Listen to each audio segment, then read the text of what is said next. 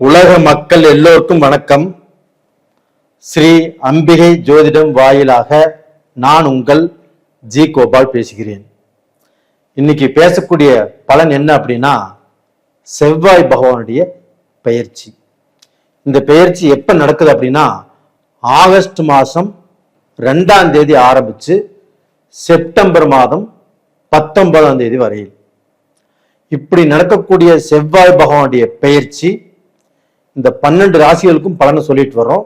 அதுல முதல் ராசி மேச ராசி. அப்ப அந்த மேச ராசிக்காரங்களுக்கு இந்த செவ்வாய் பகவானுடைய பெயர்ச்சி எப்படி இருக்கும்? அப்ப அந்த செவ்வாய் பகவான் ஆப்பட்டது ரிஷபத்துல இருந்து மிதுனத்துக்கு போறாரு. அப்போ மேச ராசிக்கு 3ஆம் இடம். மேச ராசிக்கு செவ்வாய் பகவான் யாருன்னா தன்னுடைய ராசிநாதன். அப்ப ராசிநாதன் எப்பவுமே வலுத்திருக்கணும், இல்லைன்னா சமபலத்தில் இருக்கணும், கெட்டு போகக்கூடாது, நீச்சமாகக்கூடாது, வேற அசுப கிரகங்களின் பார்வை இருக்கக்கூடாது. நான் ஃபர்ஸ்டே சொல்லியிருக்கேன் இல்லையா? இப்ப மேச ராசிக்காரங்களுக்கு அவங்களுடைய ராசி அதிபதி ராசிக்கு 3ஆம் இடத்துக்கு வர்றாங்க. இப்ப ஆல்ரெடி மேச ராசிக்காரங்க 7.5 சனியின் பிடியில் இருக்கிறீங்க. செவ்வாய்க்கு சனி பகவான் டெட் அகைன்ஸ்ட். அப்ப அந்த சனி பகவான் மேச ராசிக்காரங்களை பயங்கரமா தாக்கிட்டு இருக்குது. உங்களுக்கு வேலையில பிரச்சனை, குடும்பத்துல நிம்மதி இல்லை, பேச்சு கொடுத்த பேச்சு காப்பாற்ற முடியல, கடன் மம்மேனியே ஏறிட்டு இருக்குது, நாம எது நினைக்கிறோமோ அது நடக்கல, நாம நினைக்காதது எல்லாமே நடந்துட்டு இருக்குது, எப்படா தப்பிக்கிறது அப்படிங்கிற குழப்பத்துலதான் மேசராசிக்காரங்க இருக்கிறீங்க. ஆமாவா இல்லைங்களா? கண்டிப்பா நான் சொல்ற மாதிரிதான் நடந்துட்டு இருக்கும். அப்ப இந்த சமயத்துல இந்த பதிவை நீங்க பாக்குறீங்கன்னா, இந்த பதிவு உங்களுக்கு ஒரு உற்சாகம்.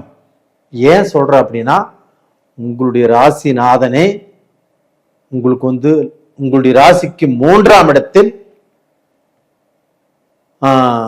ஒரு 3, 6, 11 இந்த மாதிரி இடத்தில் செவ்வாய் பகவான் இருப்பது யோகம். அப்ப எந்த இடத்துல இருக்கக்கூடாது அப்படின்னா 2, 4, 7, 12 இந்த மாதிரி இடத்துல செவ்வாய் பகவான் இருக்கக்கூடாது. அப்ப இந்த 3ஆம் இடத்துல இருக்கலாமா? இருக்கலாம். அப்ப இந்த 3ஆம் இடத்துல இருக்கிறார் அப்படின்னா ஃபர்ஸ்ட் என்ன பலனை கொடுப்பாரு அப்படின்னா, அந்த 3ஆம் இடம் என்பது வீரிய வெற்றி ஸ்தானம். அப்ப நீங்க இதுவரைக்கும் தோல்விகளையே சந்தித்து வாழ்க்கையை வெறுத்து போய் மறத்து போய் ஜடமாட்ட கிடக்குறீங்க. ஏன்னா நம்ம வாழ்க்கையே அவ்வளவுதானா அப்படிங்கிற அளவுக்கு ஒரு மோசமான நிலைமைக்கு வந்துட்டீங்க. அந்த நிலையில இருந்து உங்களுடைய ராசிநாதன் உங்களுடைய நிலையை மாற்றி அமைக்கிறார். அப்ப அந்த 3ஆம் இடத்துக்கு வரும்போது உபஜயஸ்தானம். நீங்கள் எடுத்த காரியங்களில் வெற்றி அடைய போகிறீர்கள். அப்ப கண்டிப்பாக நீங்க இப்போ மேசராசி. அப்ப இந்த மேசராசிக்கு 3ஆம் இடத்தில் இருக்கக்கூடிய செவ்வாய் பகவான், நீங்க வேலைக்கு போனாலும் சரி, ஒரு பிசினஸே பண்ணிட்டு இருந்தாலும் சரி, அந்த வேலையில உபத்திரம், அந்த வேலையில உங்களுக்கு ஆகாதவங்கள், நீங்க எவ்வளவு கஷ்டப்பட்டு வேலை செஞ்சாலும் உங்களுடைய சூப்பர்வைசரோ, உங்களுடைய மேனேஜரோ, உங்களுடைய பாஸோ நீங்க செய்யறது அவங்க கண்ணுக்கே தெரியல. அப்படிப்பட்டவர்களுக்கு இன்னைக்கு நீங்க உழைக்கக்கூடிய உழைப்பு அவங்க கண்ணுக்கு தெரியும். அப்ப பாத்தீங்கன்னா உங்களுக்கு ஏதாவது ரூபத்துல ஒரு ப்ரமோஷன் கொடுக்கலாம், ஒரு சம்பள உயர்வு கொடுக்கலாம் அப்படின்னு அவங்க நினைப்பதற்குண்டான வாய்ப்பு இந்த பீரியடில் இருக்கிறது. அது போக நீங்க எந்த தொழில் செஞ்சாலும் அந்த தொழில்ல கொஞ்சம் லாபம் கிடைக்கும், கொஞ்சம் ஆட்கள் சப்போர்ட் கிடைக்கும், நீங்க கடனை கட்டுவீங்க, ஒரு நல்ல பொசிஷனுக்கு வந்துருவீங்க. அது போக இந்த செவ்வாய் பகவான் தனது 7ஆம் பார்வையாக உங்களுடைய ராசிக்கு 9ஆம் இடத்தை பார்க்கிறார். யாருடைய வீட்டை பார்க்கிறாரு? குரு பகவான் வீட்டையே பார்க்கிறாரு. அப்போ வந்து குரு மங்கள யோகம், அந்த குரு பகவான் வீட்டை செவ்வாய் பார்க்கும் போது. ஆனா அதே சமயத்தில் இப்ப குரு எங்க இருக்கிறார் அப்படின்னா கோல்சார பிரகாரம் கடகராசியில குரு இருக்கிறாரு.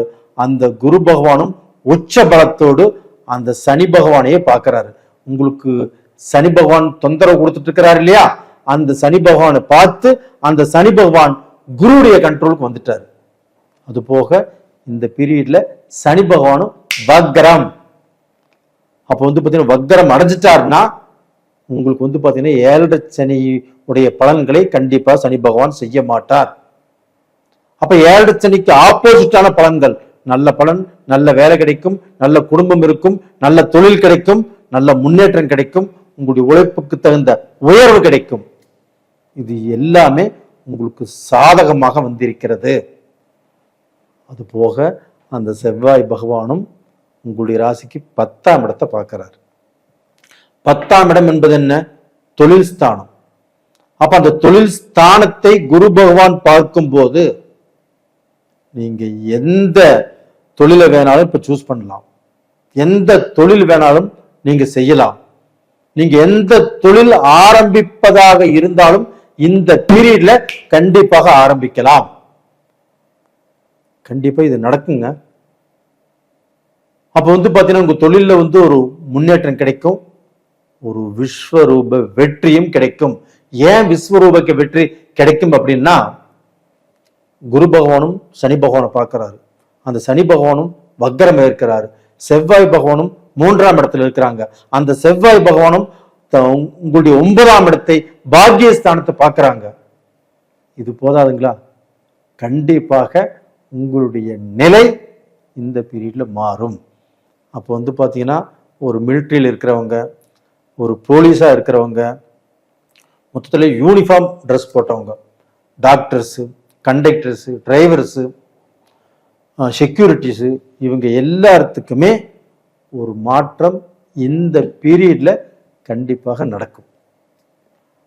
அப்போ வந்து எங்களுக்கு எந்த கெட்டதும் இல்லையா அப்படின்னா உங்களுக்கு வந்து பாத்தீங்கன்னா 7ஆம் இடத்ததிபதி சுக்கிர பகவான் 6ஆம் இடத்துல போய் நீச்சமாகறாங்க இந்த ஆகஸ்ட் மாசத்துல தான். அப்போ வந்து நீங்க வந்து பெண்கள் விஷயத்துல ரொம்ப ஜாக்கிரதையாக இருக்கணும்.